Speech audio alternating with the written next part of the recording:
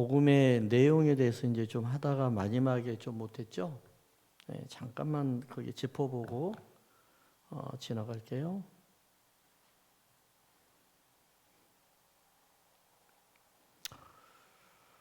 복음의 내용이 이제 결론 부분인데요.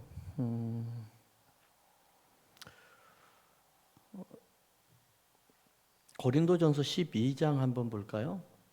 12장 3절.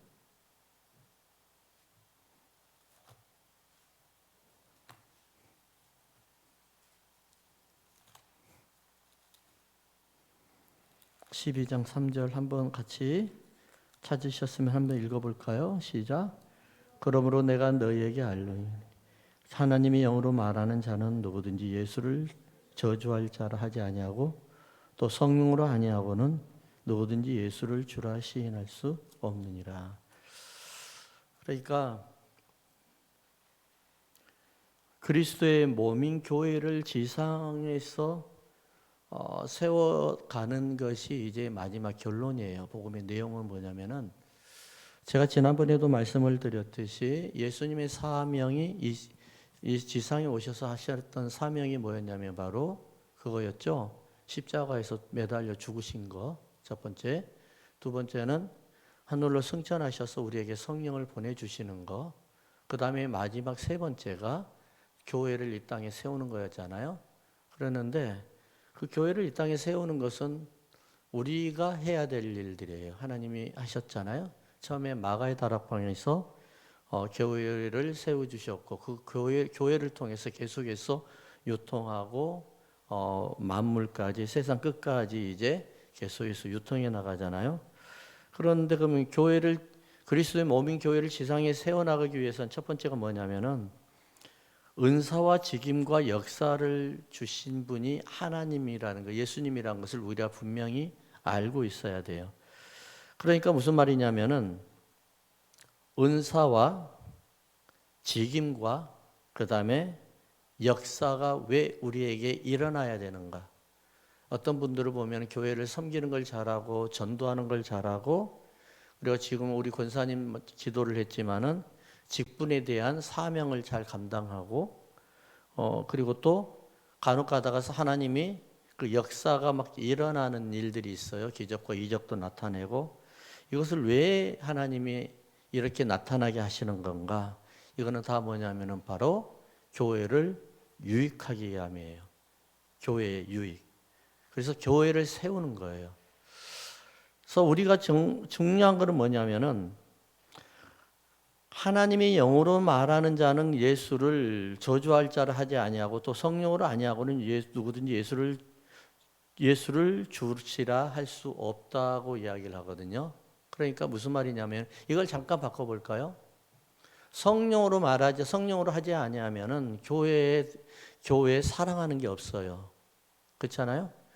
성령으로 하지 아니하면은 교회를 사랑하는 것이 끝까지 연결되지가 않아요. 잠깐 사랑하고 말고 잠깐 하다 말고 막 그런 일들이 막 일어나거든요. 그래서 12장 6절 7절은 뭐냐면은 6절 볼까요? 또 사역은 여러 가지나 모든 것을 사람 가운데로 이르시는 하나님은 같으니 각 사람에게 성령을 나타내시면 유익하게 하려 하심이라. 고린도전서예요. 예. 그러니까 우리에게 성령을 주시는 이유가 뭐예요? 교회를 유익하게 한다는 거예요. 그러니까 성령으로 우리가 살아가야 되는 것은 물론 구원론적으로 말하면 구원에 관한 분명한 건 약속이 있어요. 그럼에도 불구하고 우리가 사역적으로 이야기를 하다 보면은 그게 교회에 유익을 주기 위함이에요.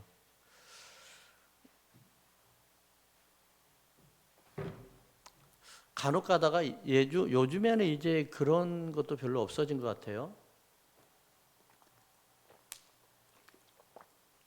예전에는 성령을 너무 불같이 받아가지고 교회에 좀 문제가 되는 분들이 좀 있었어요. 어느 날 갑자기 변해가지고 절제가 사라져가지고 그리고 이제 질서를 파괴하고 막 그냥 막 하는 그런 일들이 있었거든요. 저하고 저희 집안에서도 가까운 분이 그런 분이 있었어요. 돌아가셔야 되는데 기도하다가 모든 병이 다 낫게 돼 버렸어요.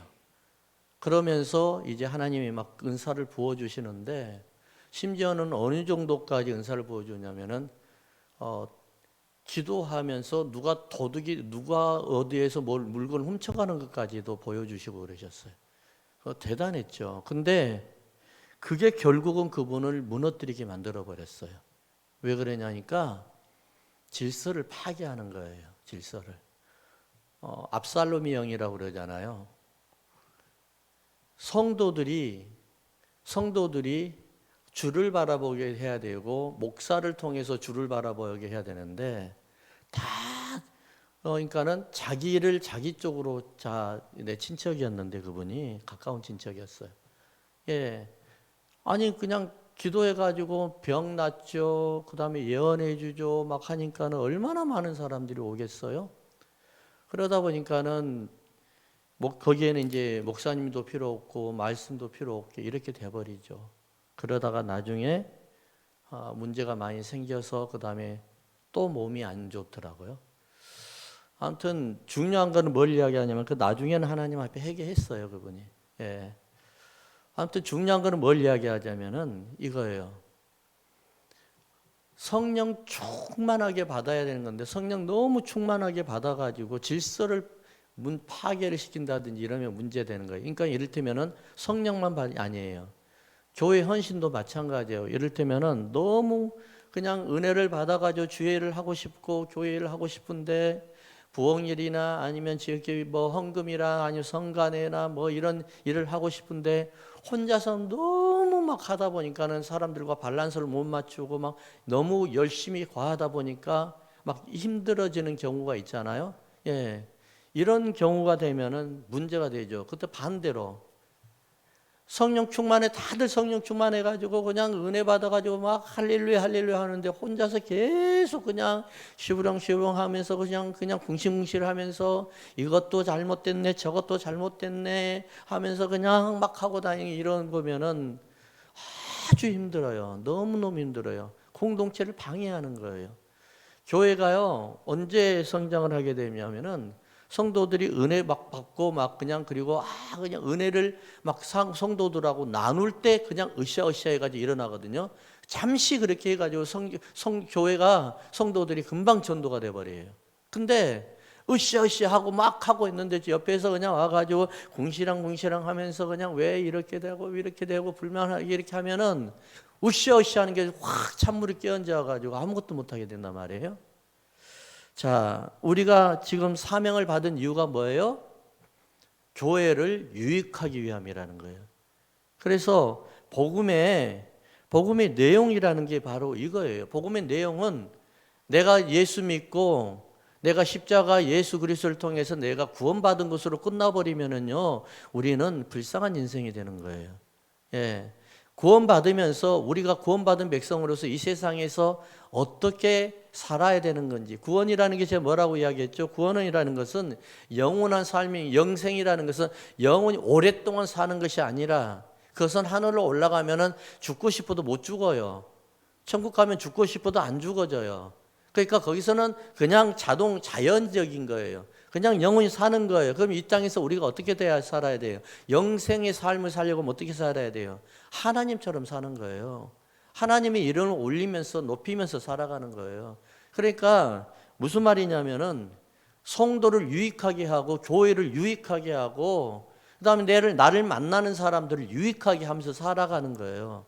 이게 바로 그들이 이 직분을 가진 사람들의 사명이고, 그리고 그들의 그 책임과 의무란 말입니다. 자, 두 번째는 보면은 직분을 주셔서 우리에게 뭘 또 세워 주시냐면은 에베소서 한번 펴 볼까요? 에베소서 4장 13절요.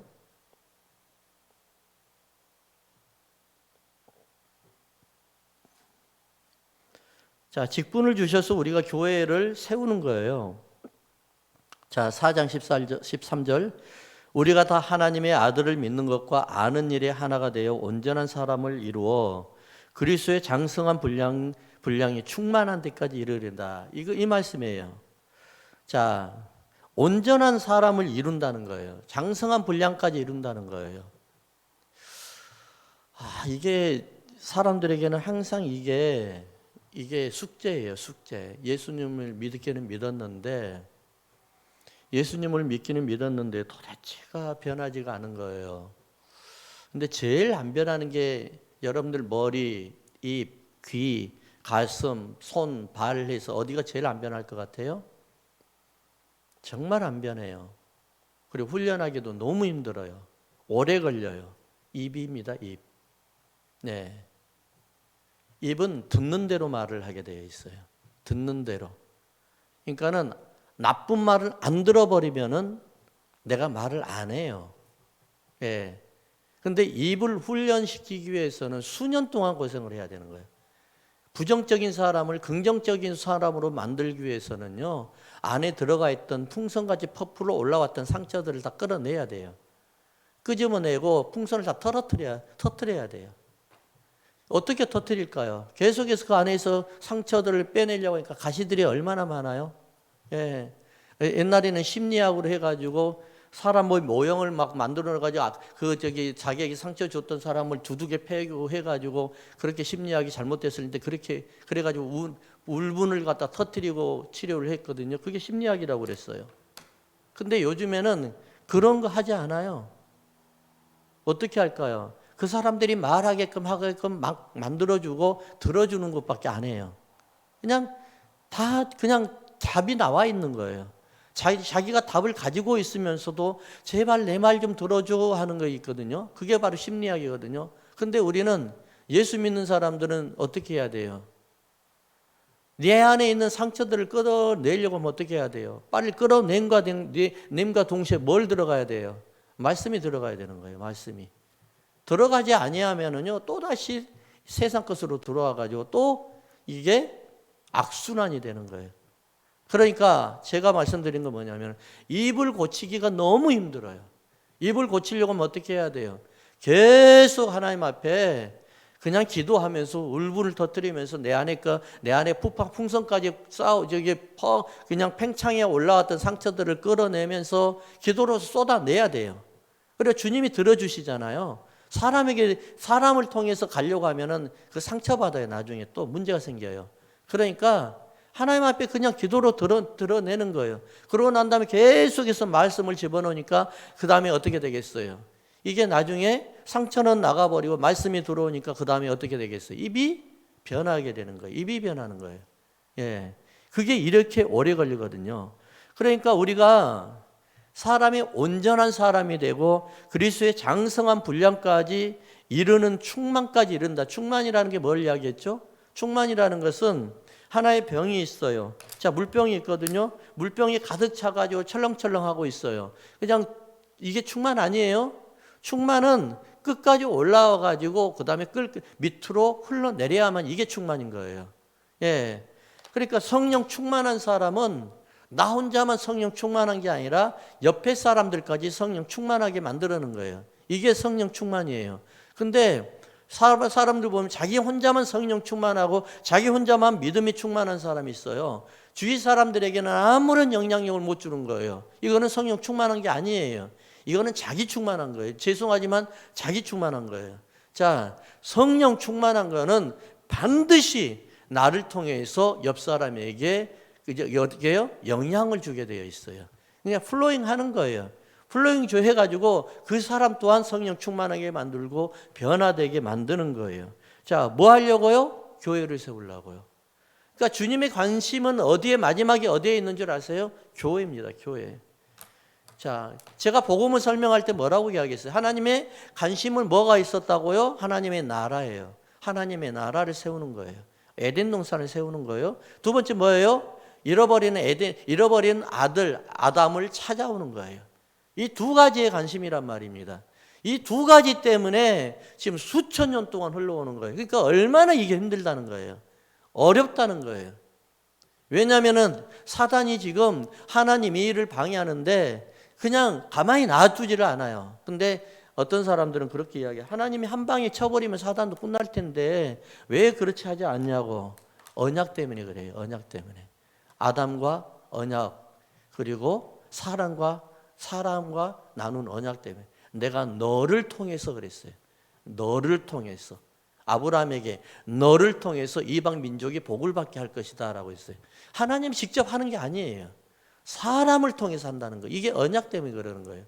자, 그렇기 때문에 하나님은요, 온전한 사람, 정말 성령 받고 마지막으로 내가 뭐 때문에 내가 성령을 받아야 되고, 내가 뭐 때문에 직분을 받아야 되고, 내가 뭐 때문에 장로 되고 권사가 되고 집사가 돼야 되는지, 그리고 크리스천이 돼야 되는지를 분명하게 결론적으로 말씀해 주셨는데, 이게 뭐예요? 바로 교회를 세우기 위함이라는 것입니다. 자, 그러면 이제 우리가 아까 했던 거기로 다시 돌아가십시다. 읽었던 거, 이제 읽어야 될, 오늘 해야 될 거, 오늘 말씀 나눠야 될 거는요, 이사야서 53장이에요. 제 4강으로 돌아갑니다. 이사야서 53장.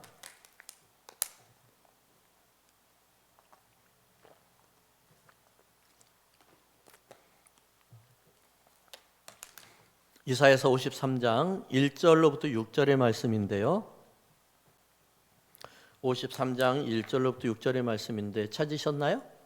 네, 그러면은 우리 같이 교독할까요? 제가 1절 읽습니다. 우리가 전한 것을 누가 믿었느냐? 여호와의 팔이 누구에게 나타났느냐?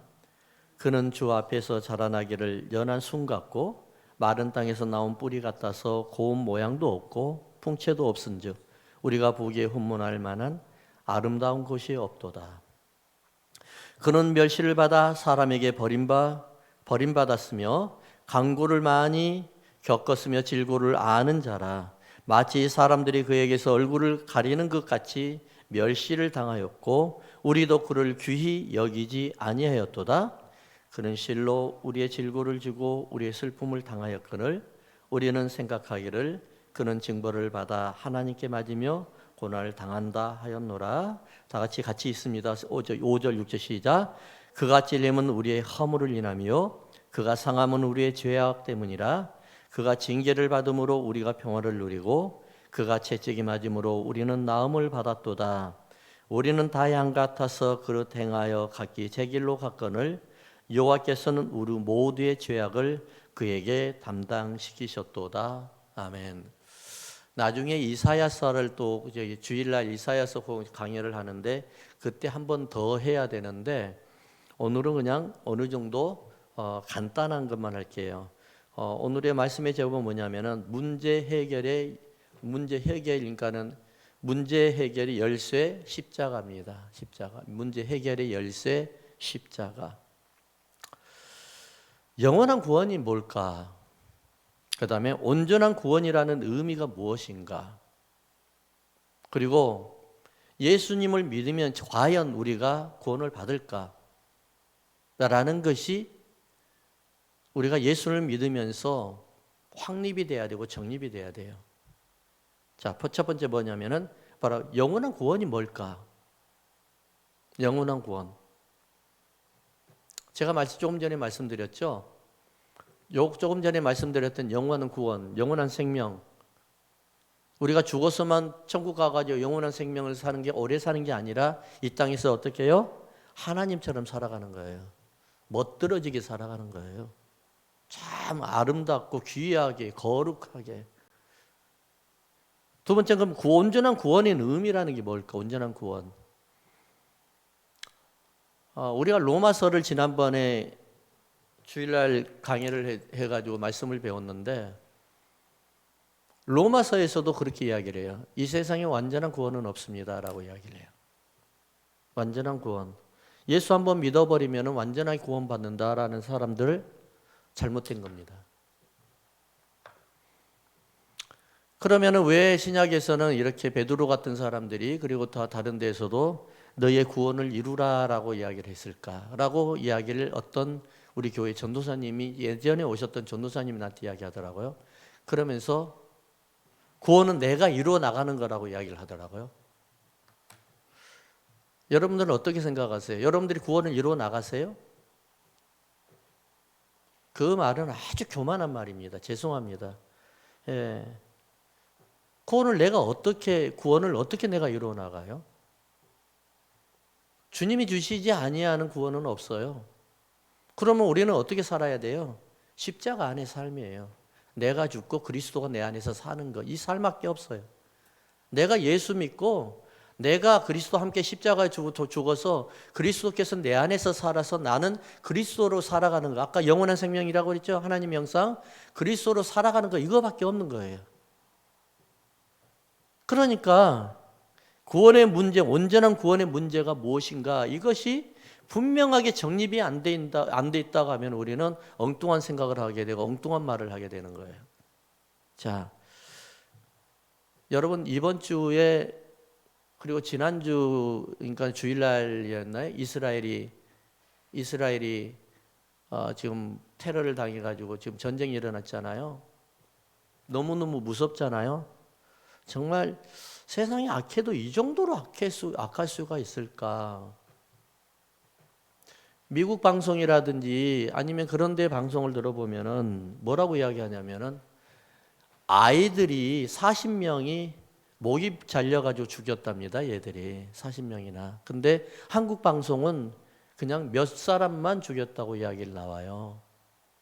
왜 그렇게 축소시키는지 모르겠어요. 한국 방송에. 그냥 있는 그대로만 말하면 될 텐데. 그리고 또한 아이들의 뒤에다가 손을 묶어놓고 불에 태워 죽였답니다. 수십 명을. 근데 한국 방송에는 그거 몇 사람 그랬다고 해가지고 잘 안 나와요. 이런 게. 왜 그런지 잘 모르겠어요. 예. 그러면서 이스라엘이 잘못했다고 이야기하더라고요. 예, 잘못하고 있다고 또 그렇게 막 여기 댓글도 보면은 그 모양 하더라고요. 저는 제 가족이나 형제들이나 제 이웃들이 그런다 그러면 저는 울분을 못 참을 것 같아요. 예, 저는 정말 울분을 못 참을 것 같아요. 예. 자, 중요한 건 뭘 이야기하냐면 내가 이 말을 하려고 그래요. 팔레스타인이 어느 성경에 나오는 나라의 이름입니다. 어느 이름인 줄 아세요? 블레셋이에요, 블레셋. 아람은 시리아를 이야기하고 있고요. 그러니까 이스라엘이 다 적대 국가들이에요, 지금. 수천 년 동안 지금 전쟁으로 지금 두 나라가 앙금으로 나온 땅 이루어지는 그런 대적 관계 그 나라들이에요. 물론 이스라엘이 나중에 중동에 전쟁을 일으켜 가지고 그 땅을 자기 것이라고 뺏어 가지고 지금 그걸로 이제 싸우고 있지만 중요한 건 뭐냐면은 제가 이 말씀 드리려고 하거든요.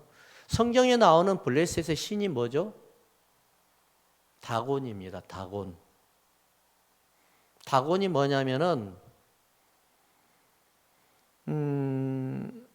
다곤은 뭐냐면은 그러니까는 물고기 사람과 물고기를 혼합해 놓은 그런 신, 그 신이 바로 다곤이었어요. 그러니까 무슨 말이냐면은 다곤 신의 의미는 뭘 이야기하냐면은 생산 능력이에요. 생산 능력 그리고 농사와 비옥한 땅을 축복하는 신이라는 거예요. 생산을 돕게 하고 하는 그런 거. 풍요와 그다음에 농경을 경작하는데 풍성하게 열리게끔 하는 그런 신이라는 거예요. 제가 이거는 정확하게 잘 모르니까 정확하게 제가 확실하게는 말을 못하겠지만 처음에 스타벅스의 로고가 어떻게 되는 줄 아세요? 위에는 사람이고 밑에는 물고기였습니다. 예, 다리가 두 개가 물고기가 두 개가 있었는데 양옆으로 쫙 벌려가지고 있다. 그게 좀 보기 흉하다 해가지고 밑에는 없어졌어요. 한 3번 정도 고쳐가지고 그렇게 됐어요.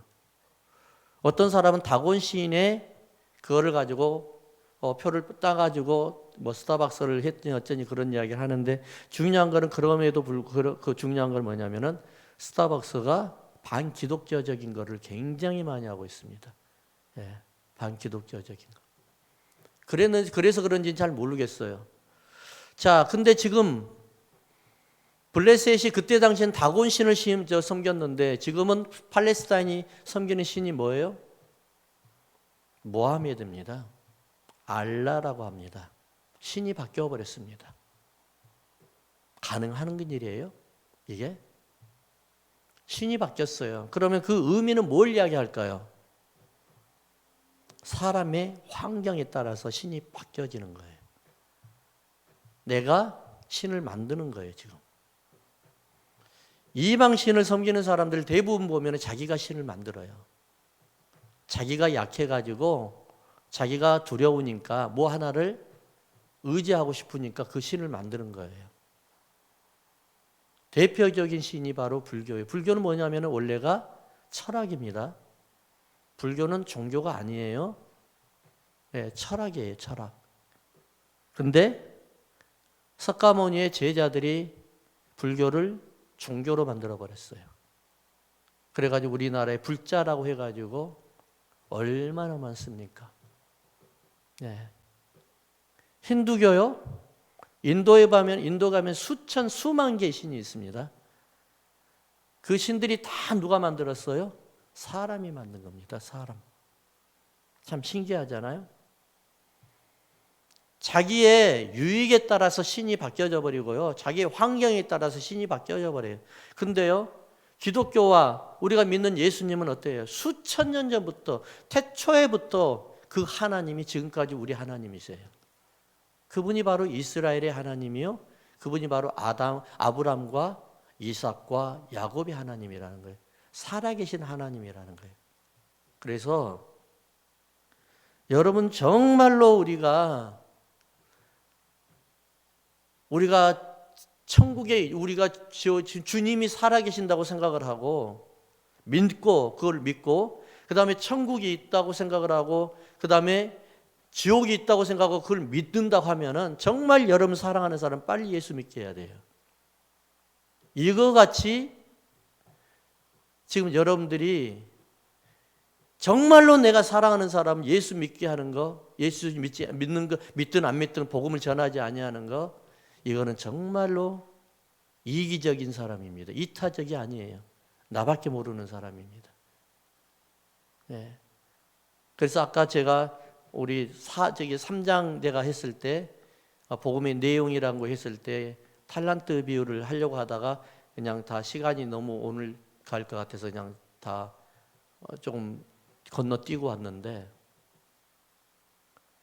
얼마나 많은 사람들이 내 주위에서 저 사람이 죽으면 어떻게 돼야지? 주님 오시면 지금 보세요. 주님이 예언하는 그대로 다 이루어지고 있잖아요. 나라가 싸우고 각처에 지진이 일어나고 이상이 기후 현상이 일어나고 이상이 홍수가 일어나고 주님 말씀하신 그대로 다 되고 있어요, 지금요.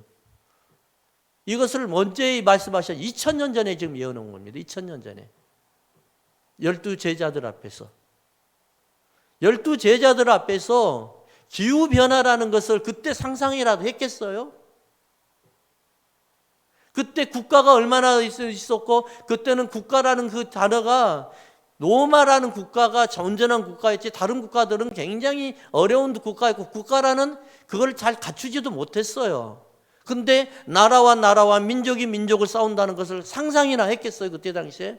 아무리 말씀이 주님의 말씀하셔도 그때 당시에 우리가 그 상황 속에서 주님의 말씀을 들었다고 하면은 단 1%도 이해를 못했을 거예요. 근데 지금 우리가 현세 2000년 이후에 우리가 주님의 말씀을 생각해 보니까 너무너무 맞게 지금 지나가고 있는 거예요. 이때는 어떻게 해야 돼요? 끔찍한 거 아니에요? 정말 주님이 오시면 어떻게 하려고요? 끔찍한 거 아닌가요? 그러니까 빨리 전도해야 된다니까요. 요즘에 예수 믿다가 교회 다니다가 그냥 낙심하고 낙담하고 탈락하고 배교하고 얼마나 많아요. 정말 이런 사람들을요. 그런 사람들에게 복음을 전해야죠. 끌고라도 와야죠. 끌고라도. 예일대학 출신이 오래전에 연구가 있었어요. 예일대학의 출신들을 10년 동안 연구를 했어요. 어떤 분이. 예일대학 하면은 엄청난 분들이잖아요. 솔직히. 전 세계 1% 안에는 들어갈걸요. 예. 하버드, 예일 아니면 프린스턴 여기에 들어가는 사람들은요.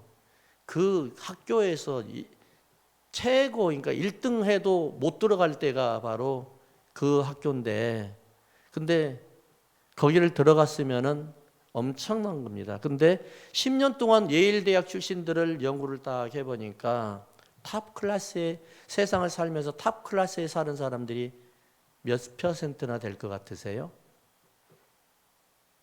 단 3%입니다. 탑 클래스에서 살고 있는 사람들이 단 3%. 자, 두 번째. 어느 정도 풍족한 삶을 누리고 있는 사람들은 몇 퍼센트일까라고 보니까 13%였습니다. 어느 정도 풍족함과 그리고 또 탑 클래스에 사는 사람과 다 하니까 16%밖에 안 돼요. 공부는 최고로 잘했고 전교 1등 몇 학교를 모아가지고 학교를 모아가지고 거기서 전교 1등 한 애들이 세계에서 와가지고 예일 대학 들어가는 아이들인데 그 아이들이 나머지 80%는 그리고 80% 정도는 어떻게 될까요? 84%네, 그렇죠?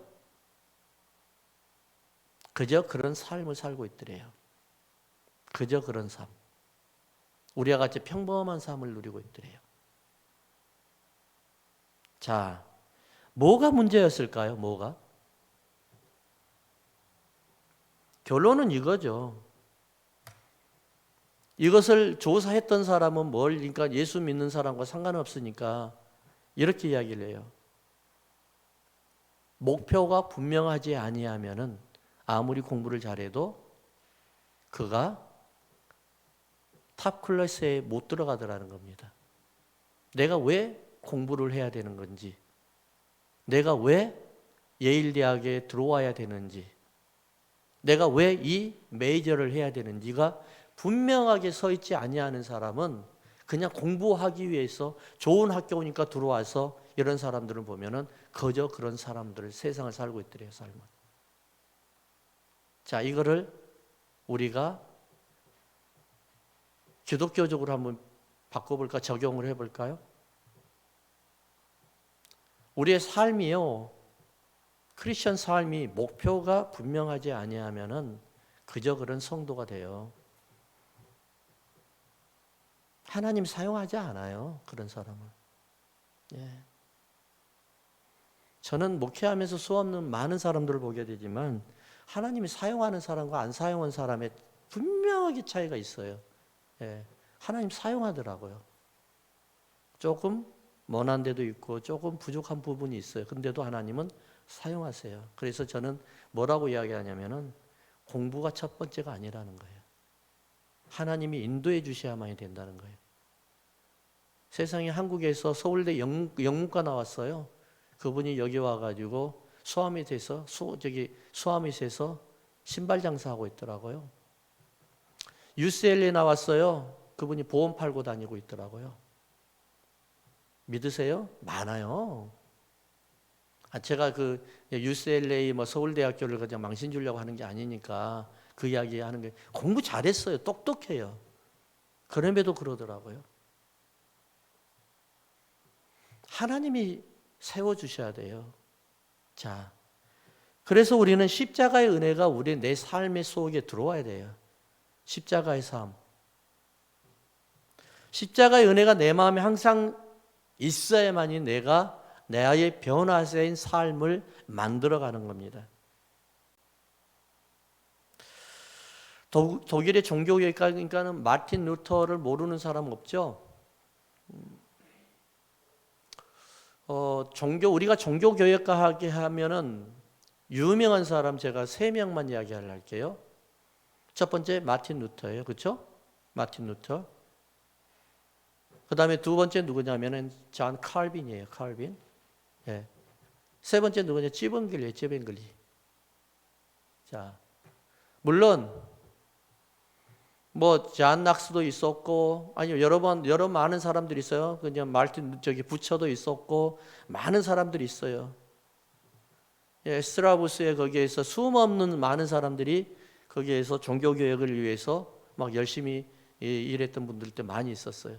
중요한 것은, 자, 이 세 사람이 했었던 게 가장 큰 업적이 뭔 줄 아세요? 아까 내가 마틴 루터라고 이야기했죠? 마틴 루터.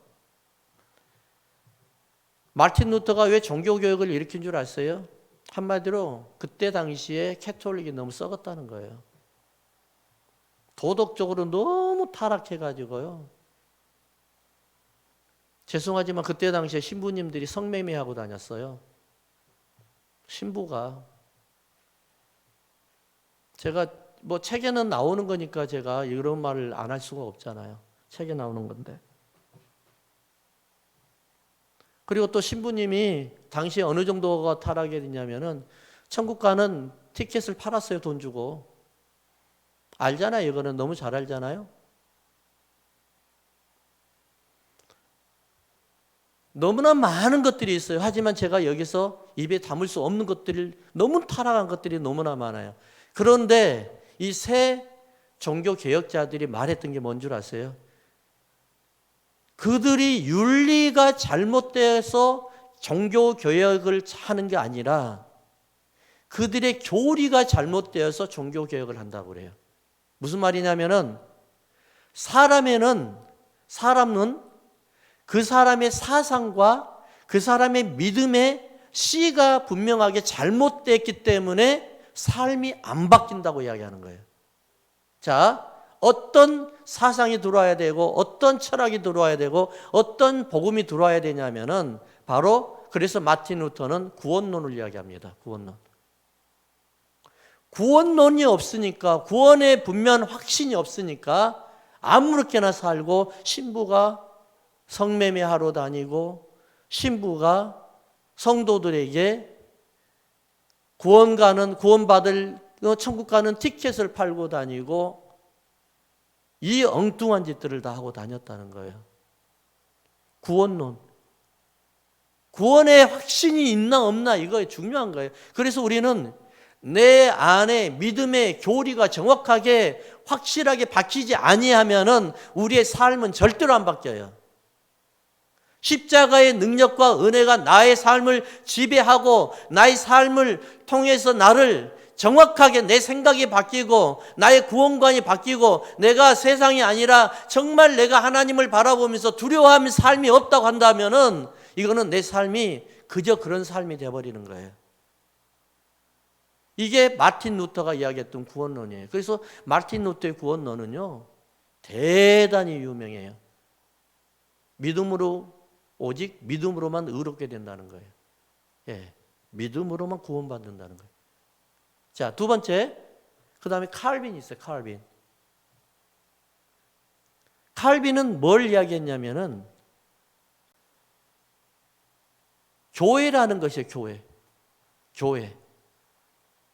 교회관이 확실하게 안 잡히면은 문제가 생긴다는 거예요. 그래서 칼빈은 교회론을 만들었어요. 칼빈 하면 교회론입니다. 교회론. 아주 대단합니다. 에베소서가 다 교회론이죠.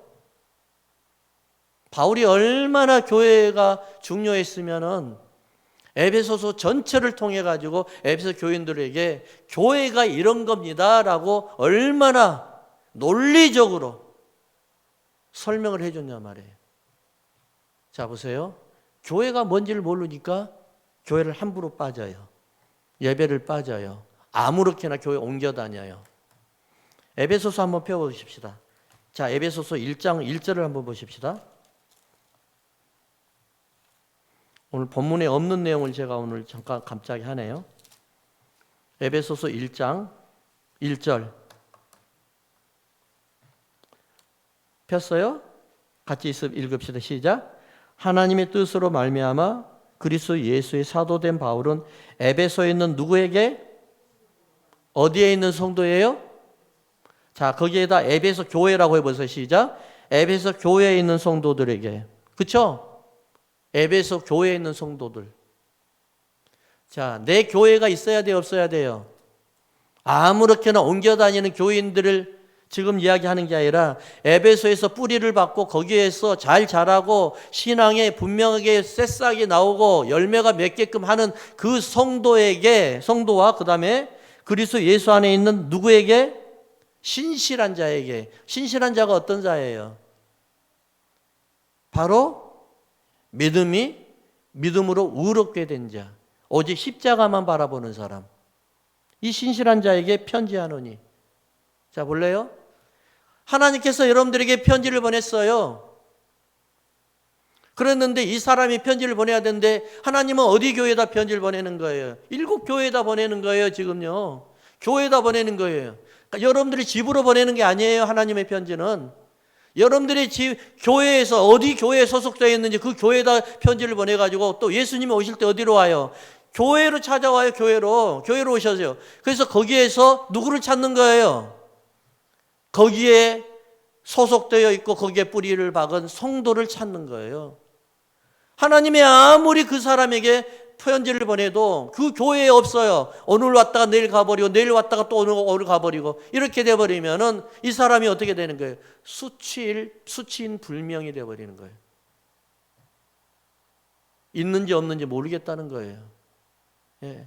저희 교회도 지금 편지가 일주일에 한 2-3통 정도가 맨날 이름 없는 사람들 이름으로 편지가 와요. 예. 그럼 나는 어떻게 해야 되겠어? 처음에는 친절하게 이런 사람 없다 해가지고 편지 써갖다 다시 리턴했는데 그래도 또 와. 그러니까 이제는 다 버려버려요. 그냥 귀찮으니까 다 버려버려요. 왜 바울이 에베소에 있는 교인들 성도라고 이야기를 했냐 말이에요. 성도. 교인이 아니에요. 성도예요. 예수 믿는 사람들 이야기하는 거예요. 예. 내 교회가 어느 교회인지를 분명하게 있어야 돼요. 내 교회가. 평생 내 교회가 어떤 교회인지 알아야 되는 거예요.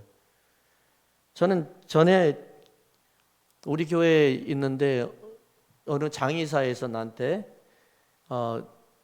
그 장례 예배를 드려달라고 맨날 무슨 일이 있으면 나한테 드려달라고 그래가지고 한 달이면 3-4번씩 예배를 장례 예배를 드려줬어요. 1년이면은요 거의 한 40명 이상을 해줬어요. 근데 한 가지 좋기는 하더라고요. 왜냐니까 그분들이 예배를 드려야 되는데 자기 목사님이 안 계신 거예요. 그래가지고 저한테 사례를 주는데 사례를 두둑하게 줘요. 예, 아주 저는 그래서 용돈 잘 썼어요 그때. 감사했죠, 솔직히. 저는 왜 그걸 허락을 했냐면은 전도 한번 해보려고 내가 그랬는데 한 사람도 못했어요. 한 사람도. 그분들이 나름대로 뭐냐면 자기는 교회 다녔고 예수 믿었던 사람들이래요. 근데 대부분 보면은 어느 어머니가 돌아가셨어요. 아니면 남편이 돌아가셨어요. 아내가 돌아가셨어요 하는데 대부분 보면은 저기 오셨던 분이 조객들이 한 20명 아니에요. 사람이 없어요. 그리고 자기 목사님이 누군지도 몰라요. 없어요. 자기 목자가 없다는 거예요. 멘토가 없다는 거예요. 멘토가 없으면 뭐예요? 신명기서에 뭐라고 그래요? 사생자라고 그래요. 사생자. 아비도 없고 어머니도 없는 사생자. 하나님도 없고 누구도 없고 사생자. 참 불쌍한 거예요. 그래서 교회가 그렇게 중요한 거예요. 교회 아무렇게나 옮겨 다녀요? 큰일 나는 거예요, 이게. 자, 세 번째, 제가 아까 말씀드린 세 번째 종교개혁자 누구? 찌빙글리예요. 이 사람은 국가관을 이야기하고 있습니다.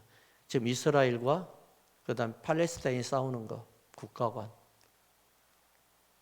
전에는 신부님들이 군대 안 갔습니다. 어떻게 신부가 감히 사람 죽이는 훈련을 하냐고. 그래가지고 거룩한 직을 가지고 있는 분이 어떻게 그러냐고. 근데 찌빙글리는 자기가 직접 가버려서 군대를 가고 그 다음에 와가지고 교회론을 세웠어요. 자, 중요한 건 뭘 이야기하는 거예요, 제가?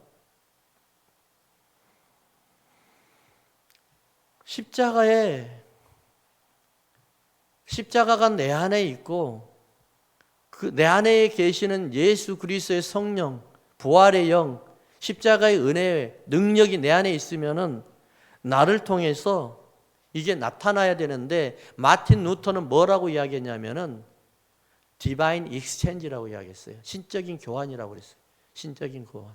내가 예수를 믿음과 동시에 나의 모든 저주는 다 예수님한테 가버리고 예수님이 이 땅에 내려오실 때 신령한 은혜와 신령한 많은 하나님의 신령한 선물, 은혜 같은 걸 이런 걸 다 가지고 오셨잖아요. 기름 부음을 가지고 오셨잖아요. 그것이 다 내 거가 된다는 거예요. 그래서 익스체인지 해버렸다는 거예요. 디바인 익스체인지. 그래서 그러면 뭘 어떻게 했느냐? 오늘 말씀해 주시는 게 바로 그거예요. 그가 찔림은 우리의 허물을 인하며. 그렇죠? 그가 찔림은 우리의 허물. 허물이라는 이 단어가 히브리어는 쿠테타라는 단어를 의미해요. 쿠테타. 반역이라는 거예요. 아담이 하나님 앞에 반역이었다는 거예요. 그래서 예수님께서 그 죄를 인해서 예수님이 십자가에 못 박아 죽었다는 거예요. 찔렸다는 거예요. 그가 찔림은 우리의 허물을 인하며 그가 상함은 우리의 죄악을 인함이라. 그가 채찍에 맞을 줄은 우리가 징계를 받고 그가 징계를 받고 그가 찔림으로 말미암아 우리가 나음을 입었도다. 그러니까 보세요.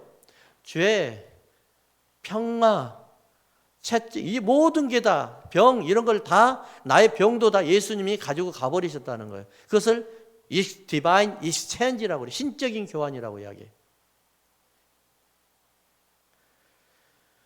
저는 이런 것들을 보면서 얼마나 많은 크리스천들이 이 말씀을 학문으로 이해하는 것이 아니라 정말 내 뼈 깊도록 골수 깊을 때까지 이거를 이해하고 믿고 있는지가 의심스러워요. 저하고 같이 선교를 가셨던 목사님이 계셔요. 저하고 함께 내가 선교를 가니까 한번 같이 가자고 하더라고요. 그래서 같이 갔어요. 같이 모시고 갔거든요.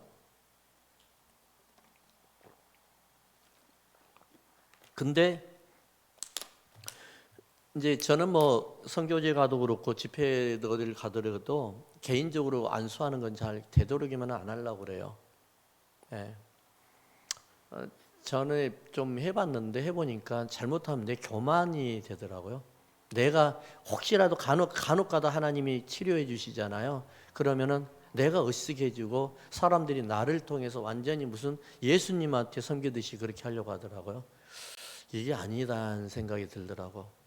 그래서 선교제에서도 그냥 자기가 자기를 안수하라고 그래요. 네, 자기가 자기를 안수하라고 그러는데 자, 여러분들 아픈 데 있으면은 거기다 손을 얹으세요 이렇게 했어요. 그리고 기도했어요. 그 목사님 보고 있었죠. 그래가지고 그냥 뭐라 어떻게 해요? 믿음 있으면 나을 거 아니에요. 저는 딜리버리 그냥 유통하는 자, 플로잉하는 사람밖에 아니잖아요. 그래서 했어요. 그러고 난 다음에 실질로 나았습니다 하는 사람들이 생겼어요. 그 다음에 나중에 그 목사님이 나한테 뭐라고 그러니, 목사님 어떻게 사람들 다 보는 앞에서 그렇게 병자를 위해서 기도해 주세요 그러는 거예요. 왜요? 그러니까는 혹시 안 나오면 어떻게 하려고 그러세요? 그러는 거예요. 염려했던 거예요. 혹시라도 부끄러움 망신당할까 봐서. 그런 생각 안 들어요? 그렇잖아요. 그러니까 이분은 나를 위해서 이제 좀 이야기하는 건데 제가 그걸 들으면서 너무 그냥 좀 완전히 내가 좀 생각이 바뀌어졌어요. 무슨 말이냐면은 아니 낫고 안 낫고가 주님이 하시는 일이지 내가 한 일이 아니잖아요. 그렇잖아요. 나는 그냥 대신 하라고 해서 하는 것뿐이고 그 사람이 나으면 주님이 하시는 것이고 안 나으면 주님이 아직 좀 멀었구나 하는 것이지 나하고 무슨 상관이 있어요? 나는 그냥 하는 것뿐인데 나는 그렇게 이야기하니까 그래요? 그러더라고. 그래서 내가 너무 놀래가지고 그 목사님은 그렇게 안 하냐고 하니까 자기는 창피할까 부끄러울까 봐서 망신 나갈까 봐서 그렇게 못한다고 이야기하더라고요. 예. 그럼 예수님을 믿는다는 게 뭔 줄 아세요? 내가 내 자랑하는 거 아니에요 지금. 그냥 단순한 게 최고로 좋은 믿음이에요. 복잡한 거요. 성경 공부 많이 했다고 해서 무슨 믿음이 엄청 좋은 것 같이 착각을 하면은 그건 큰 오산이에요. 예, 어떻게 보면 성경 공부 많이 하는 사람이 오히려 더 믿음이 없는 사람 많아요. 예, 학식이 많고 논리가 많고 지적인 수준이 높은 사람들은요 믿지 못할 것들이 너무 많아. 왜 그런 줄 아세요? 초자연적인 것이 증명이 안 되잖아요. 어떻게 이게 증명이 돼요? 이를테면은요 신학교에서 예수님이 동정녀 마리아에게 잉태하셨다 이거를 그 신학자가 교수님이 못 믿어요. 안 믿어요. 예수님이 부활하셨다, 이걸 안 믿어요. 뭐라고 이야기한 줄 아세요? 예수님이 부활하셨다는 것은 그 사람이 너무 예수님을 사모하다 보니까 그 사람 눈에 환상으로 보였을 뿐이다라고 이야기. 그게 신학교에 가르치는 거예요. 신학교에서. 요즘에 신학교에서 그렇게 배운 사람 목사들이 얼마나 많은 줄 아세요? 그래가지고 예수님의 부활도 안 믿는 목사가 있고요, 동정녀 마리아 탄생도 부정하는 목사도 있고요. 얼마나 많은 줄 아세요? 예. 그러니까는 보세요. 공부 많이 하고요, 성경 지식이 많고요, 논리가 정확해야 되고요, 그럼 믿기 힘들어요. 예수님이 다시 오신 것을 어떻게 믿어요? 못 믿잖아요. 그게 논리로 어떻게 증명이 되나요? 안 되는 거예요. 그래서 우리는 뭘 이야기하냐? 바로 이거예요. 믿음은 단순해야 되는 거예요. 예수님이 나를 위해서 십자가에 돌아가셨다, 단순하게 믿어야 되는 거예요. 그리고 예수님이 나의 모든 저주를 가져가셨고, 예수님의 거룩한 신령한 은혜와 하나님의 그 말씀의 권세가 예수님을 통해서, 내가 믿음을 통해서 나에게 전달되었다, 이것을 내가 믿어야 되는 거예요. 그 믿고 기도하는 거예요. 그걸 믿지 않고 기도하는 거 뭐 한 줄 아세요? 우리는 죄송하지만은 염불이라고 이야기해요. 염불. 예. 그냥 지도 모르고 남도 모르고 누구도 모르고 그냥 혼자서 떠드는 거예요. 예. 너무너무 이게 무서운 짓이에요, 이거. 기도하면서요? 그게 무슨 기도예요, 솔직히. 그건 기도가 아니에요. 기도는 확실하게 믿고 그분이 나를 통해서 하실 것을 믿고 기도하는 거예요. 그래서 소망이라는 단어, 엘피스라는 단어가 거기서 나오는 거예요. 내가 믿음은 인내를 소망이란 말이에요. 소망이 뭐냐? 바로 이거예요. 미래에 일어날 것을 현재 내가 일어날 것으로 확실히 믿고 나는 이거를 기도합니다. 이게 바로 소망인 거예요. 그래서 중요한 건 뭐냐? 나의 모든 저주를, 나의 지금 불행한 것들을, 나에게 굉장히 지금 탄압받고 있는 이 모든 것들을, 삶을 예수님이 다 걷어가 버리셨다는 믿고, 그리고 나는 기도하는 거예요. 그럼 내가 어떻게 삶이 되느냐? 나의 생활은 천국의 삶이다. 이제는 나의 삶은 천국의 삶이다. 왜요? 예수님이 하늘에서 내려오실 때 천국을 가지고 내려오셨거든요. 그래가지고 어디에다 주셨어요? 교회에다 주셨고 우리에게 주셨어요. 그래서 은혜와, 사도 바울이 편지할 때마다 했던 게 뭐냐? 너희에게 은혜와 평강이 있을지어다 라고 이야기를 해요. 너희에게 은혜와 평강. 천국의 삶이 뭐예요? 은혜와 평강의 삶이에요. 은혜와 평강의 삶. 이게 십자가의 문제가, 십자가의 효능이란 말입니다.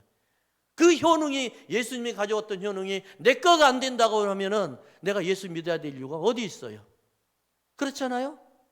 나는 계속해서 나는 고통 속에 살아가야 되고, 그 다음에 어려움 속에 살아야 되고, 불안 속에 살아가는데, 그럼에도 불구하고 이 고통과 불안과 그리고 아픔을 가져가고 해결해 줄 분이 안 계신다고 한다면 내가 뭘 믿고 내가 기도하냐 말이에요. 그분이 예수님이라는 거예요. 그게 바로 디바인 익스체인지, 신적인 교환. 예수님께서 하늘에서 가지고 오신 고통이 사라져버리고, 불안이 사라져버리고, 아픔이 사라져버리고, 상처가 사라지고, 오직 하늘의 신령한 은혜만 내한테 들어와서 은혜와 평강으로만 나에게 임하는 것, 그 은혜가 바로 복음이라는 겁니다. 자, 기도하십시다.